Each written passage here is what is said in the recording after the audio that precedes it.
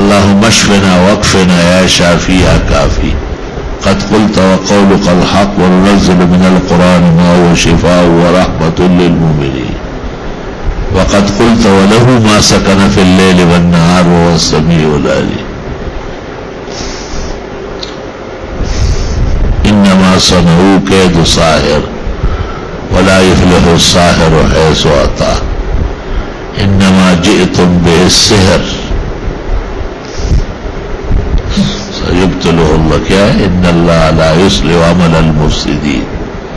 یہ تین آیتیں ایک مجلس میں پڑھی جائے تو اللہ سحر و آسیب سے نجات دے دیتا ہے. اور تین دفعہ یہ پڑھے کہ وَنُنَزِّلُ مِنَ الْقُرْآنِ مَا هُوَ شِفَاءٌ وَرَحْمَةٌ لِّلْمُؤْمِنِينَ وَلَهُ مَا سَكَنَ فِي اللَّيْلِ وَالنَّهَارِ وَهُوَ السَّمِيعُ الْعَلِيمُ. اور پھر فَاجْتَبَاهُ رَبُّهُ فَجَعَلَهُ مِنَ الصَّالِحِينَ وَإِن يَكَادُ الَّذِينَ كَفَرُوا لَيُزْلِقُونَكَ بِأَبْصَارِهِمْ لَمَّا سَمِعُوا الذِّكْرَ وَيَقُولُونَ إِنَّهُ لَمَجْنُونٌ وَمَا هُوَ إِلَّا ذِكْرٌ لِّلْعَالَمِينَ.